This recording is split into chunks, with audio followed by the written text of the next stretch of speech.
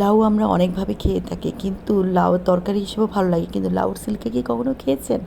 লাউয়ের এই আজকে যে রেসিপিটা দেখার পরে আশা করি বাসায় সবাই এটা বানানো অনুরোধ করবো, এটা এতটা টেস্টি। তো তার জন্যে 1 পিস মাছ প্রথমে হলুদ, লবণ আর মরিচ দিয়ে আমি ভেজে নিলাম, মানে সিদ্ধ হয়ে যাবে। তারপর যেই সিল্কাগুলো নিয়েছি এগুলো ভালো করে ধুয়ে নিয়ে পরিষ্কার পানিতে আমি সিদ্ধ করে নিব, সাথে সামান্য পরিমাণ লবণ দিব।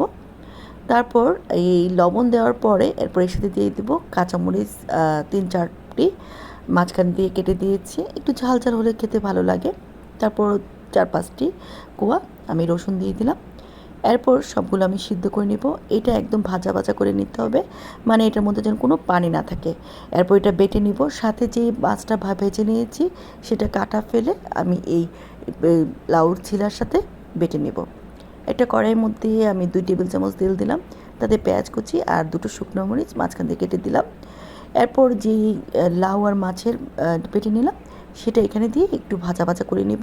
লবণ চেক করে নেবেন। আমার এটা যেহেতু একদম পানি ছিল না, তাই ভাজতে বেশি সময় লাগেনি। তারপর সবগুলো এই ভাজা জিনিসগুলো আমি নিয়ে নিলাম পাত্রে। সরিষার তেল দিয়ে দেবো প্রায় 1 চা চামচের চেয়ে একটু বেশি হবে, ধনেপাতা দিয়ে। এরপর এটা পরিবেশন করবেন, অনেক মজা খেতে।